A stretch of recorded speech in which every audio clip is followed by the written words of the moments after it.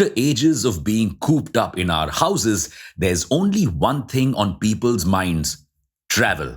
We've all been bitten by the travel bug, and the aesthetic Instagram stories that influencers, or worse, friends are posting are not helping. But we're not the only ones feeling the wanderlust. JP Morgan's also got a case of the travel bug.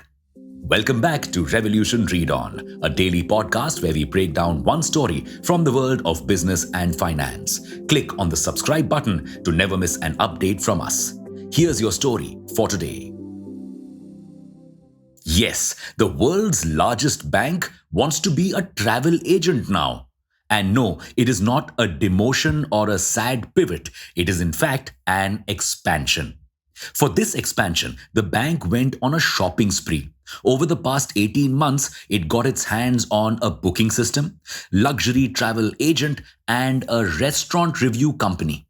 Now, it is all set to become a luxury travel booking company. Because, like we said, travel is the most happening sector right now. Even amid sky-high inflation, people want to travel as much because COVID has truly made them realize that zindagi na milegi dobara. An average American is willing to spend $2,644 on vacations this year, which is a whopping 30% increase from pre-COVID times. Add to this the return of in-person meetings and corporate events. The travel industry is in for a major boom, something that's also helping ITC shares rise. So, JP Morgan wants in on this cash-making opportunity.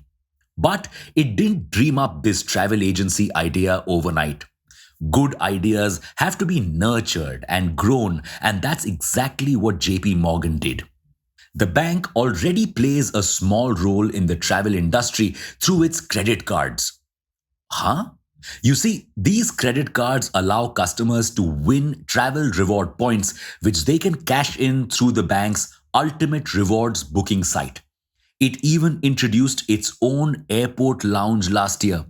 But even though 1/3 of all travel spending in the US is done by JP Morgan's customers, very few were using the bank's site, depriving it of precious business and even precious data. Why? Because most people prefer cashing these rewards from full-blown travel websites that can give them better packages and better deals. So, JP Morgan channelized its inner Aman Gupta and went all "hum bhi bana lenge." And the bank did it in a very calculated manner. The travel agency plan had been in its pipeline for some time now, but when the pandemic hit, it knew it was time to act on it. Because a lot of travel-based companies were going under due to lockdowns, this was basically a bumper discount sale for JP Morgan, who scooped these companies up for its business. The bank knew that travel was on hold, but when it would come back, it would be back with a bang. So these companies were safe investments. Thanks to this clearance sale haul, the bank plans to make $15 billion from its travel arm. Now, you may think that banking and travel is a weird combination for a business, but for some reason, just like pineapple and pizza, controversial opinion alert, the bizarre combo seems to work out. Don't believe us? Well, American Express is the 6th largest travel agent in the US. And Capital One Finance Corp is also getting into the travel business with its own booking agency now. So, seems like finance institutions are doing well in the travel space. But if JP Morgan had parents, they would probably tell the bank what we've heard countless times. If all your friends jumped off a cliff, would you too? So, we should analyze whether it makes sense for the bank to enter the travel space. Well, like it or not, JP Morgan is already in the travel space in some way. But this has already ruffled a lot of feathers. You see, the bank partners with a lot of airlines and other travel companies for business. If it launches its own travel vertical, this could jeopardize those partnerships. Already, airlines like United are mad at JP Morgan for its Sapphire Reserve credit card. Huh? The card provides a lot of awesome benefits and a ton of rewards, because of which no one uses United or other airline credit cards. Yes, these airlines have their own credit cards. Told you, finance and travel work. And this is a conflict of interest because United has a partnership with JP Morgan. And this partnership aims to drive more customers to United instead of taking them away. United has already been vocal about this issue. With JP Morgan now entering the travel space completely, more partners could have issues. Plus, the bank has given customers unbelievable reward points to attract them. But this costs a pretty penny. So, is this a bad decision?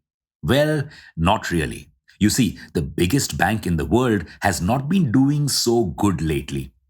It missed earnings per share estimates in both of its last quarters, and revenue has also been down than the previous year. That's because, due to the economy being in the state that it is, the bank had to store a lot of money to account for bad loans. And with a recession coming up front, its other businesses could face slow growth. So, adding another revenue stream, especially one that seems so lucrative right now, makes sense. Also, in the long run, JP Morgan wants to become a one stop destination for customers. Customers shouldn't just store and borrow money from the bank, but also spend it at the bank by shopping, booking tickets, and so on. This will further drive the bank's business and create a virtuous cycle where money flowing out of the bank comes back in. And JP Morgan can do well at this game. It already has data about customers' spending habits. It can use this to give them offers and discounts best suited for them. Plus, new verticals will bring in more data, which can help the bank disburse more loans and sell more credit cards. So, it seems like a win win for the bank. But we'll have to wait and watch to see how this actually plays out. And that's it for today's episode of Revolution Read On. We hope you found this episode insightful. We'll be back tomorrow with more.